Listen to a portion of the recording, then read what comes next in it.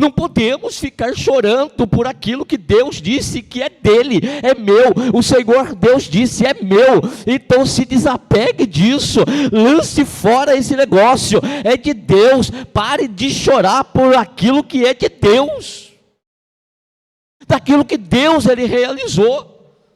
Então essa mãe aqui disse para o pai: vai, porque eu vou ficar até que esse menino seja desmamado. Então Elcana vai dizer para ela: fica até que o desmames. E aí olha só o que ele diz: tão somente o quê?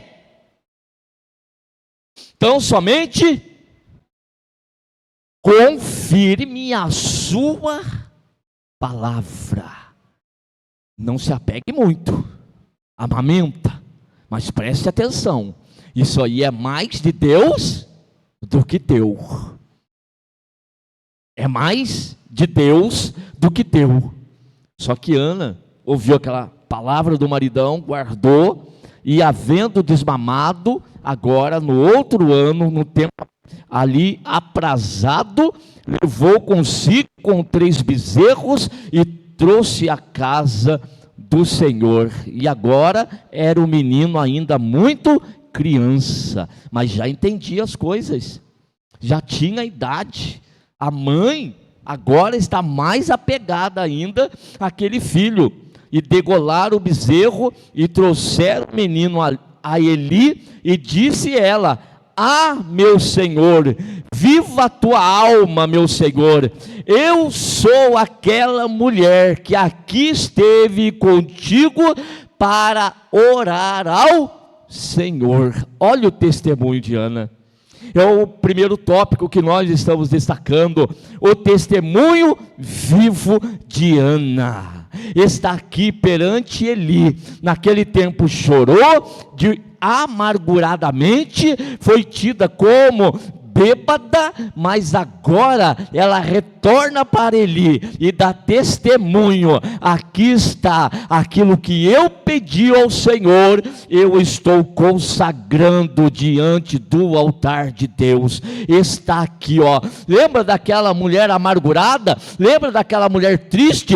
Daquela mulher que era humilhada? Agora eu estou feliz, eu estou alegre na presença do Deus Todo-Poderoso, e estou entregando diante do altar a minha oferta, aquilo que eu votei, aquilo que eu falei, aquilo que eu prometi, está diante do Senhor. Aqui está a minha maior bênção.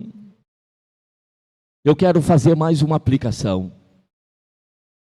Quanto nós estamos dispostos a sacrificar aquilo que é o melhor da nossa vida diante de Deus, no altar de Deus, dar a nossa vida e muito mais, irmãos, diante do Senhor. Quantos de nós estamos dispostos a fazer isto? Aquilo que Deus pedir. Já imaginou Deus chegar para você, sabe esse teu carro? Leva a tal lugar e deixa lá. E o que é um carro perto de uma criança? Ana está levando uma criança para a presença de Deus e vai deixar lá, mas a criança vai estar viva.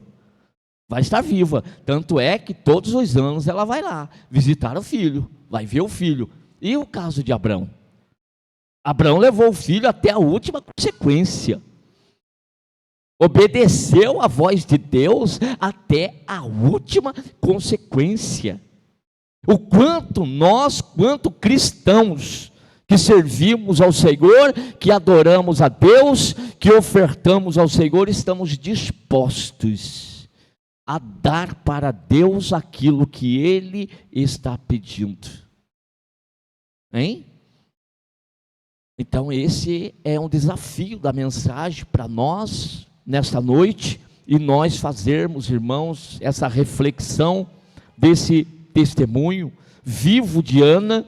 E ela diz agora Eu sou aquela mulher que aqui esteve contigo para orar. Por este menino orava eu, e o Senhor concedeu a petição que eu lhe tinha pedido. Está aqui o meu testemunho. O meu testemunho não é só de palavras. O meu testemunho não é uma demagogia. Eu tenho prova do meu testemunho. Aqui está na presença de Deus o que eu estou entregando, pelo que também ao Senhor eu entreguei por todos os dias que viver. Eu não estou entregando hoje somente, eu estou entregando para todos os dias, o resto da vida. Enquanto ele viver, ele vai ser de Deus, ele pertence a Deus. Que desafio, irmãos, que sacrifício.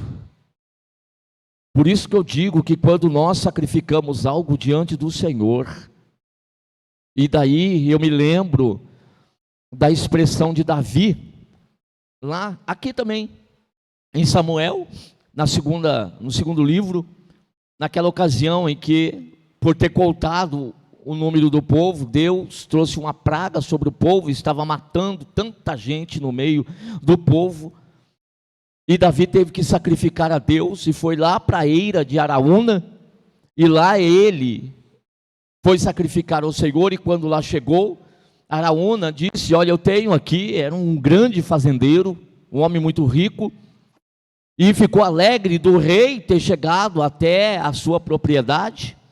E quando o rei expressou a sua missão, o que ele chegara até ali para fazer, então Araúna disse: aqui eu tenho bois, o quanto o Senhor quiser, tem aqui o monte à tua disposição, tudo pertence ao Senhor. Dentro da monarquia, a quem pertencia as fazendas? A quem pertencia, irmãos, a quem pertencia a terra? A quem pertenciam os gados? Tudo que existia ali estava nas mãos de alguém que estava trabalhando para o rei, mas tudo pertencia ao rei. Dentro da monarquia é assim que funciona. E aquele homem então diz: olha que alegria receber o rei na minha propriedade. Então tudo tem aqui, eu tenho bois, eu tenho isso, eu tenho aquilo, e está tudo à disposição do rei. E Davi olha para ele: não, desta feita não. Não quero oferecer a Deus, não vou sacrificar a Deus algo que não me custe nada. Sacrifício tem que ter preço, sacrifício tem que ter valor. Sacrifício, quando nós entregamos, irmãos, tem que ter sim em nós aqui o sofrimento de se entregar. É por isso que sempre nós dizemos, tem pessoas que estão dizendo se entregar diante do altar de Deus, estão com reservas, estão se entregando com reservas. Tem horário que quer se entregar, tem dias que quer se entregar, tem dias que quer fazer, tem dia que não quer, tem modo de fazer, mas tem de outro jeito que não quer, que não aceita, sempre uma reserva diante de Deus. Irmãos, negativo, aquilo que nós vamos fazer para Deus tem que ser verdadeiro sacrifício, tem que nos custar sim, tem que nos custar o horário, tem que nos custar, irmãos, aí o tempo de descanso, tem que nos custar sim, às vezes até dinheiro, tem que ter preço. Porque quem faz isso com entendimento sabe perfeitamente que faz para Deus, Deus não fica devendo nada para Deus, não deve nada para ninguém. Infelizmente, sempre os devedores somos nós. Então eu estou entregando o meu filho aqui diante do altar do Senhor para todo o resto da sua vida. E quando então ali adorou o Senhor, nós entramos no culto de ação de graças, nós entramos num período daqui de adoração dela, e ela agora, cheia do Espírito Santo, ela vai salmodiar ao Senhor. Tem um cântico aqui, irmãos, nesse capítulo 2 agora. Entramos no capítulo 2, então Ana orou ao Senhor e disse: o meu coração se exulta no Senhor, o meu poder está exaltado no Senhor, a minha boca se dilatou sobre os meus inimigos, porquanto me alegro na sua salvação. E dentro do seu cântico, para eu não ler tudo isso aqui com os irmãos, depois vocês leiam com calma, olhe só o que ela coloca, o tema central desse cântico, o tema central dos salmos é a humilhação dos soberbos e a exaltação dos humildes. Aquele que fica soberbo, aquele que fica orgulhoso, aquele que fica cheio de si, Deus vai abater, Deus vai abaixar ele, mas aquele que é humilde, aquele que é sofredor, aquele que fica na presença de Deus, aquele que mesmo em sofrimento continua sendo adorador, tem característica diante do Senhor de humilde. O humilde Deus vai exaltar. Devemos entender esse tempo de Deus na vida, de que o Senhor vai nos honrar na caminhada. Dentro desse cântico, a visão dela está na sua experiência, de que primeiramente, aquela outra mulher, a sua companheira lá, dava filhos em abundância, filhos e mais filhos, e zombava dela. Aquele momento era o momento daquela mulher, em que ela estava colocada ali para humilhar a Ana, para testar a fé de Ana. Era um momento de soberba, de orgulho daquela mulher. Em contrapartida, Ana estava sendo humilhada. Mas ela sabia, ela tinha algo muito mais valioso dentro do seu coração, muito mais do que eu ter, do que eu possuir, é saber que Deus é o meu Salvador, e Ele é a minha esperança, Ele é aquele que tem poder para mudar a minha história, e sempre orando, sempre adorando, sempre na posição de humilhação, esperando o tempo oportuno de Deus.